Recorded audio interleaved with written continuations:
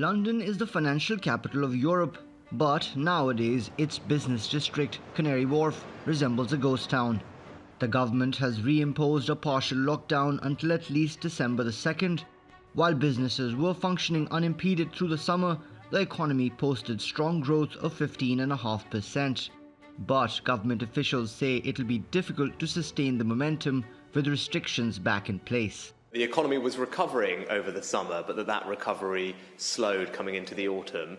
It's likely that slowdown continued, given the necessary restrictions we've had to put in place more recently to control the spread of the virus. The Bank of England expects GDP to contract by 11% this year. Last week, it boosted its bond buying program to revive the economy by $195 billion, bringing the total spend to $1.2 trillion. And the government's extending its furlough scheme, which helps employers pay salaries, through March. But officials acknowledge that these are all stopgap measures. They say a lasting recovery is only possible once COVID-19 stops spreading. Prime Minister Boris Johnson's government has struck a deal with Pfizer to receive 40 million doses of its vaccine, which has recently exhibited encouraging results in a late-stage trial. US biotech firm Moderna is also expected to report similar success of its vaccine candidate. Although the latest lockdowns in the UK and parts of Europe are impacting their economies, they're also slowing the spread of infections. The number of new cases has plateaued in the UK, Germany and France, and their governments will likely stay focused on saving lives before they can save livelihoods. Mobin Nasir, TRT World. Well, for more on this story, let's bring in Yael Selfin. She's Chief Economist at KPMG and she joins us now from London. Welcome back to the program, Yael. Now, let's look at the good news first, because we do have impressive growth figures coming out of the UK illustrating that V-shaped recovery that many people were expecting. Can you just tell us what sectors really drove that expansion last quarter?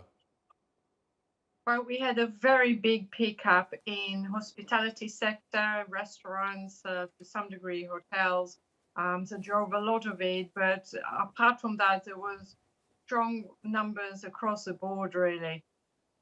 Okay, now as we know though, the positive figures are already being overshadowed by the new lockdown measures that are currently in place in England and other parts of the UK.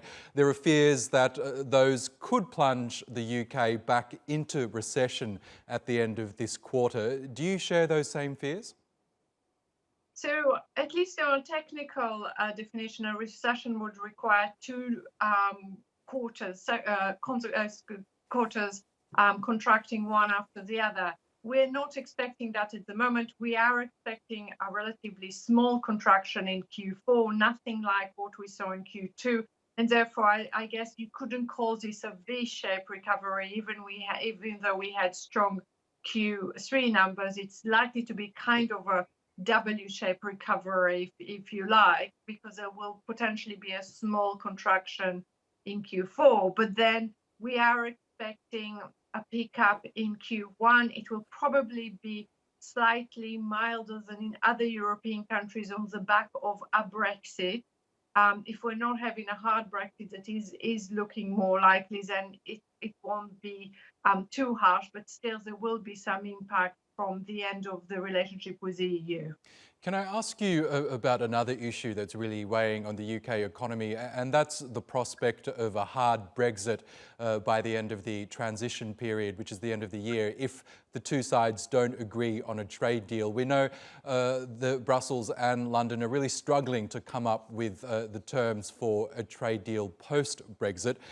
Are you worried that perhaps if the UK does crash out of that trading agreement by the end of the year, that trading will firstly cost a lot more in some cases, and that it could further weigh on the recovery of the UK economy? Yeah, it would absolutely have an impact, and probably not just in the very short term. However, at the moment, we are expecting, in terms of our main scenario, for a deal to be struck and potentially even maybe be slightly better than most people hope at this stage. But even with the deal, we are likely to see some friction in the border at the start of the year, and even with the deals, there'll be certain sectors that will not be impacted, will not be included in that, notably financial services and services more broadly. So that we are still going to have an impact from Brexit, regardless, and we are going to have a weaker, at least first half of the year, but more permanently there will be an impact on the UK economy, given that we're exiting the EU. If we don't have a deal, one of the big issues there is the good faith and the actual, if you like, the prospects for the ongoing longer-term relationship with the EU, for the UK, not just for the economy, but broader topics and areas that you would want to cover. And it will probably take some time for that relationship to improve, given that shock, if you like. But let's hope that doesn't happen. Let's look at a couple of the latest stimulus measures that we've seen come out of the UK. The Bank of England says it'll pump another $195 billion into the economy by buying up bonds after warning of a possible double dip recession. And on the back of that, we saw the Chancellor, Rishi Sunak, announce another extension to the job furlough scheme until March. Are they adequate responses to what the UK economy is facing right now? Yes, I think in terms of the quantitative easing, that's quite handy because it will cover effectively the increase in government borrowing, and that would keep yield low, which is what the government needs in order to finance it in a less costly manner, this extra spending. So that's all great and good.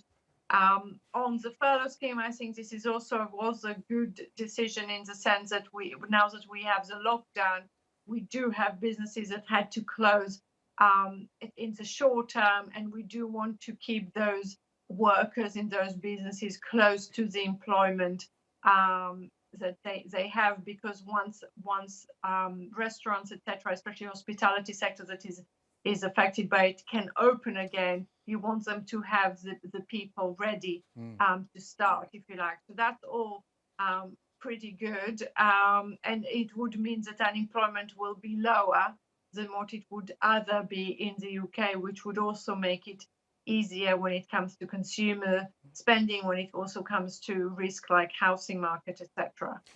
Okay, Yael Selfin, we'll have to leave it there. But thank you, as always, for joining us on the program.